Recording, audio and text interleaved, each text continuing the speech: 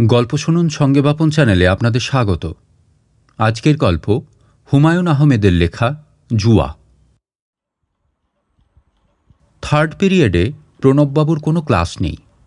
তিনি কমন রুমে এসে পত্রিকা খুঁজতে লাগলেন। একটিমাত্র পত্রিকা রাখা হয়, পড়া না হওয়া পর্যন্ত সেটি হেডমাস্টারের সাহেবের ঘরেই থাকে। আজ হেডমাস্টার সাহেব আসেননি, তার মেয়ের বিয়ের কথাবার্তা হচ্ছে। ছেলের বড় ফুপা এসেছেন, সেই উপলক্ষে তিনি বড় সাইজের কই মাছের খোঁজে গিয়েছেন। কাজেই কমন রুমের টেবিলের পত্রিকাটি পাওয়া গেল, ভাঁজ পর্যন্ত খোলা হয়নি। এরকম একটা কড়কড়ে নতুন পত্রিকা পড়ার আনন্দই অন্যরকম। প্রণববাবুর কোণার দিকের ইজি চেয়ারে শুয়ে পড়লেন। কিছুক্ষণ পরই তার কপাল দিয়ে টপটপ করে ঘাম পড়তে লাগল। তিনি ভাঙা গলায় ডাকলেন, বশির মিয়া, ও বশির মিয়া। বশির মিয়া স্কুলের দপ্তরি, সেও হেডমাস্টার সাহেবের সঙ্গে কই মাছের খোঁজে গিয়েছে। কেউ এলো না। ফোর্থ পিরিয়ডে আজিজউদ্দিন সাহেব কমন রুমে পানি খেতে এসে দেখেন প্রণববাবু মরার মতো পড়ে আছেন। প্রণববাবু, কি হয়েছে? প্রণববাবু বিড়বিড় করে কি যেন বললেন, তার কথা জড়িয়ে গেল। আজিজউদ্দিন সাহেব বিস্মিত হয়ে বললেন, শরীর খারাপ নাকি? এই প্রণববাবু। শরীর ঠিক আছে। আজিজউদ্দিন সাহেব কপালে হাত রাখলেন। না, কপাল ঠান্ডা, জ্বরজারি কিছু নেই। প্রণববাবু দুর্বল কণ্ঠে বললেন, পানি খাবো, একটু পানি দেন। মাথা ঘুরছে নাকি? এই প্রণববাবু। প্রণববাবু ফিসফিস করে বললেন, লটারির রেজাল্ট দিয়েছে। আজিজউদ্দিন সাহেবের ব্যাপারটা বুঝতে অনেক সময় লাগলো। রেড ক্রস লটারির 2 টাকা দামের টিকিট সবাইকে একটি করে কিনতে হয়েছে। হেডমাস্টার সাহেব 50টি টিকিট ময়মোহন সিংহ থেকে নিয়ে এসে গম্ভীর গলায় বলেছিলেন, সবাইকে কিনতে হবে, দেশের কাজ। আমরা শিক্ষকরা যদি না করি, কারা করবে? সবার জন্য একটা এক্সাম্পল সেট করতে হবে। 5টা করে কিনবেন সবাই। থার্ড মাস্টার জলিল সাহেব মুখ কালো করে বললেন, 2 মাস ধরে বেতন নাই, এর মধ্যে এইসব আবার কী ঝামেলা স্যার? দেশের কাজের মধ্যে আবার ঝামেলার কি দেখলেন? 5টা করে কিনবেন সবাই, আর স্টুডেন্টদের মধ্যে ডিস্ট্রিবিউটের ব্যবস্থা করবেন, দেশের কাজ। 5টা করে টিকিট কিনতে হলো সবাইকে। হেডমাস্টার সাহেব দেশের কাজের জন্যে হঠাৎ এত ব্যস্ত হবার রহস্যও উদ্ধার হলো। প্রতি 10টি টিকিটে তার 2 টাকা করে লাভ থাকে।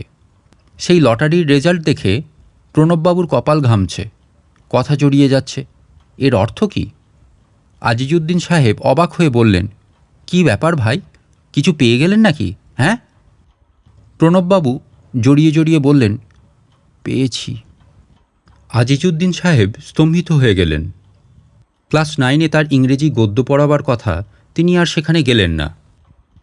প্রণববাবুর পাশের চেয়ারে চুপচাপ বসে রইলেন। দুনিয়াতে কত অসম্ভব ব্যাপারই না ঘটে। প্রণববাবু পরশুদিন তার কাছে 50 টাকা চেয়েছিলেন। তিনি বলেছিলেন, হাত একেবারেই খালি, কোথায় টাকা পাবো? গত মাসেও হাফ বেতন হয়েছে। আজিজউদ্দিন সাহেব ক্লান্ত স্বরে বললেন, এরকম ভ্যাবদার মতো বসে আছেন কেন? ফুর্তি টুর্তি করেন? কি ফুর্তি করব? তাও ঠিক, লোকজন এরকম হঠাৎ লক্ষপতি হলে কি করে ফুর্তি করে কে জানে। রেজাল্টটা কোথায় দিয়েছে দেখি পত্রিকাটা। ক্লাস 9-এর ছেলেগুলো বড্ড গণ্ডগোল করছে। একজন এসে কমন রুমে উঁকি দিয়ে দেখে গেল। আজিজউদ্দিন সাহেব ভ্রু কুঁচকে লটারির খবর 2-3 বার পড়লেন। তার কাছে কোনো টিকিট নেই, তিনি সবগুলো নিজামের চায়ের স্টলে বিক্রি করে ফেলেছেন। টিফিন পিরিয়ডে স্কুল ছুটি হয়ে গেল। মাস্টারদের কারও আর ক্লাস নেবার উৎসাহ রইল না। সবাই কমন রুমে শুকনো মুখে বসে রইলেন। স্কুল ছুটি হয়ে যাওয়ায় ছেলেদের জন্যে আনা টিফিন বেঁচে গেছে, লুচি আর বুন্দিয়া। অন্য সময় হলে টিফিনের ভাগ বাটোয়ারা নিয়ে উৎসাহী আলোচনা হতো। আজ আর কিছুই জমছে না। ক্লাস 10-এর ছেলেগুলো কমন রুমের দরজার কাছে জটলা পাকাচ্ছিল। আজিজউদ্দিন সাহেব প্রচণ্ড ধমক দিলেন, নাট্যশালা নাকি? হ্যাঁ, যা বাড়ি যা, 2 দিন পরে পরীক্ষা, কোনো হুঁশ নেই, গরুর দল। হেডমাস্টার সাহেব খবর পেয়ে সঙ্গে সঙ্গে চলে এলেন এবং খুব হইচই শুরু করলেন। স্কুল ছুটি দিয়েছে কে? স্কুল ছুটি দেওয়ার মতো কি হয়েছে বলেন তো? একজন লটারিতে কটা টাকা পেয়েছে আর অমনি স্কুল ছুটি? পেয়েছেনটা কি? হেডমাস্টার সাহেবের কথায় কারো কোনো ভাবান্তর হলো না। অ্যাসিস্ট্যান্ট হেডমাস্টার সাহেব বিরক্ত হয়ে বললেন, কী ভেজর ভেজর করছেন? কে গিয়ে এখন ক্লাস নেবে? অসুবিধাটা কি? আমি তো এর মধ্যে অসুবিধার কিছু দেখলাম না। 3 মাস বেতন নাই, এর মধ্যে একজন 2 লাখ টাকা পেলে মেজাজ ঠিক থাকে? 3 মাস বেতন নাই? কথাটা তো ঠিক বললেন না। হাফ বেতন হয়েছে গত মাসে। এসএসসি পরীক্ষার কালেকশন হলে বাকিটা পাবেন। ভালো কালেকশন হবে এইবার। বশির মিয়া হেডমাস্টারের সঙ্গে ফিরে এসেছে। সে একটি বড় গামলায় তেল মরিচ দিয়ে মুড়ি মাখছিল। দুপুরে এটাই স্যারদের টিফিন।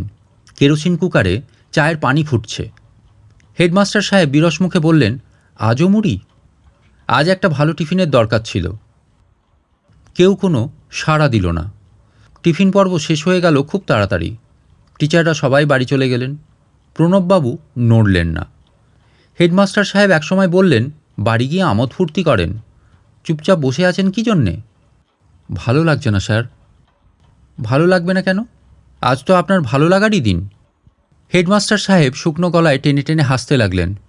জোর জবরদস্তি করে কিনিয়েছি বলেই তো পেলেন। মনে রাখবেন সেটা। হ্যাঁ হ্যাঁ, উপকারের কথা কারোর মনে থাকে না, এইটাই দুনিয়ার নিয়ম। প্রণববাবু বিড়বিড় করে কী যেন বললেন, পরিষ্কার বোঝা গেল না। হেডমাস্টার সাহেব শুকনো গলায় বললেন, যে টিকিটে পেয়েছেন সেটা আছে তো? অনেক সময় দেখা যায় টিকিটটাই মিসিং, তখন সবই গেল। প্রণববাবু মানিব্যাগ থেকে টিকিট বের করে হেডমাস্টার সাহেবের হাতে দিলেন। হেডমাস্টার সাহেব ভ্রুকুঞ্চিত করে দীর্ঘ সময় তাকিয়ে রইলেন টিকিটের দিকে। তার মেয়ের এই বিয়ের প্রস্তাবটাও হয়তো ভেঙে যাবে। ছেলের ফুপা বলেছে ছেলের নাকি মোটর সাইকেলের খুব শখ। অজপাড়া গাঁর পোস্টমাস্টারের ছেলে মোটর সাইকেল দিয়ে করবেটা কি? 13 টাকার কই মাছ জলে গেছে বলাই বাহুল্য। হেডমাস্টার সাহেব ছোট্ট একটা নিঃশ্বাস ফেলে বললেন, প্রণববাবু, আপনি এইবার একটা মোটর সাইকেল কিনে ফেলেন। মোটর সাইকেল দিয়ে আমি কি করব? চড়বেন চড়বেন, আপনারই তো দিনকাল। হেডমাস্টার সাহেব আবার টেনে টেনে হাসতে লাগলেন। প্রণববাবু স্কুল থেকে বেরোলেন সন্ধ্যার পর।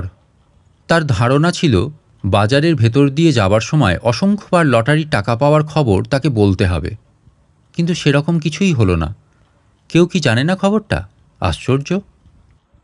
তার ছেলে সুবল যেবার ময়মনসিংহে চুরি কেসে গ্রেপ্তার হলো, সেবার প্রণববাবুকে অসংখ্যবার ব্যাপারটা বলতে হয়েছে। ফলস কেস বোধ হয়, কী বলেন প্রণববাবু?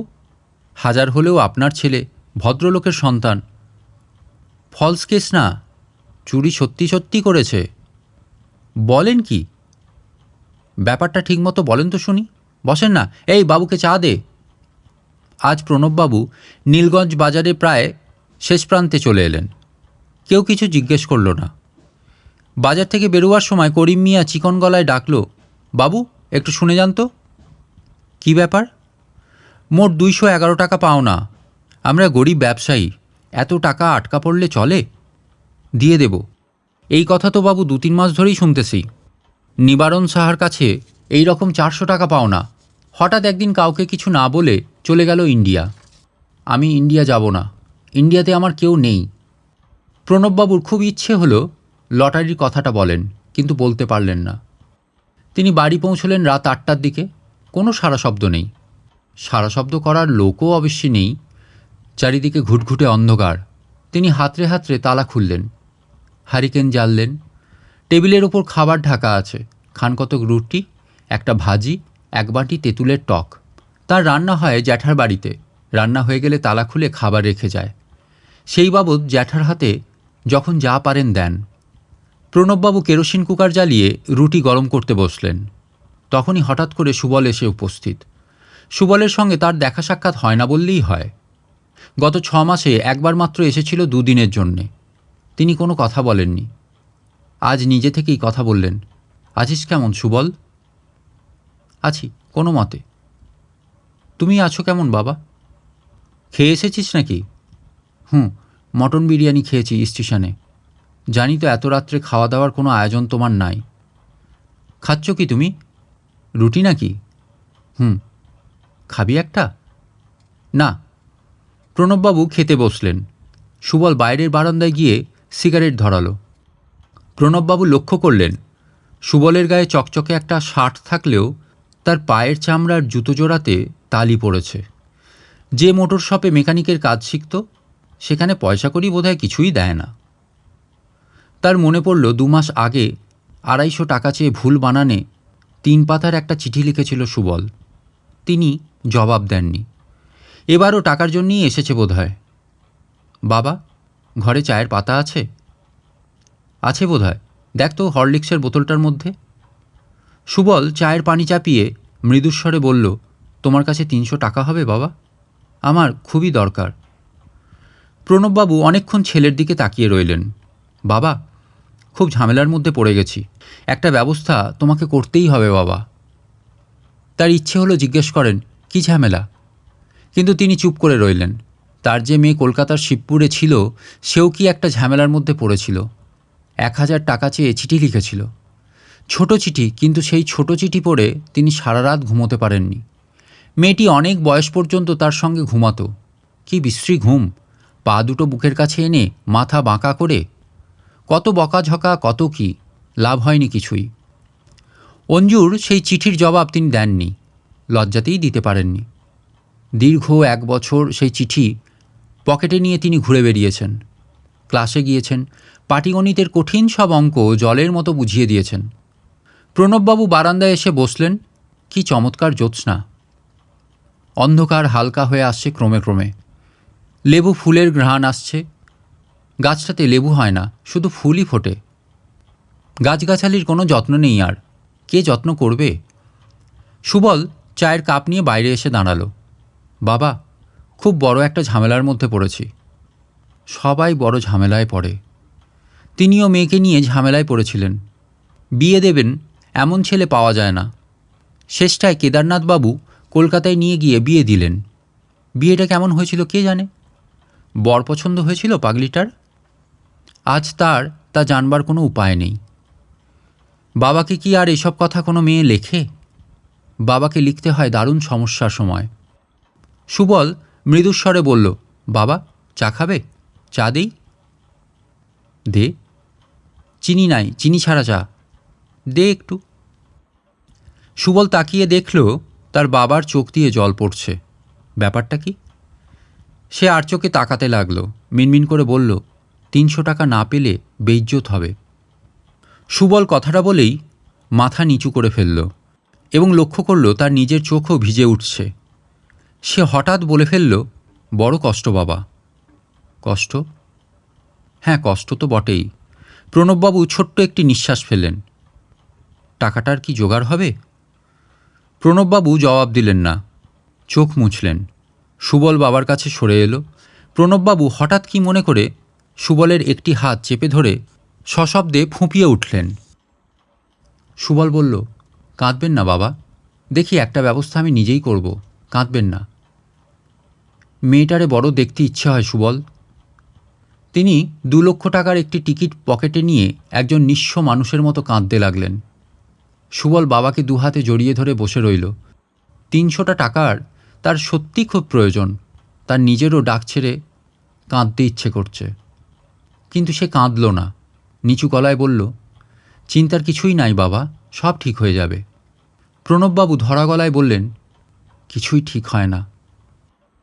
তাঁর কথাকে সমর্থন করেই যেন ঘরের ভেতর থেকে তক্ষক ডেকে উঠল। বাইরে মাছের চোখের মতো মরা জ্যোৎস্না। গল্প শুনুন সঙ্গে বাপন চ্যানেলে আপনারা শুনছিলেন আজকের গল্প হুমায়ুন আহমেদের লেখা জুয়া। গল্পটি ভালো লেগে থাকলে ভিডিওটিতে লাইক করে এবং চ্যানেলটিকে সাবস্ক্রাইব করে পাশে থাকবেন। আবার দেখা হচ্ছে পরের গল্পে। আজকের মতো টাটা।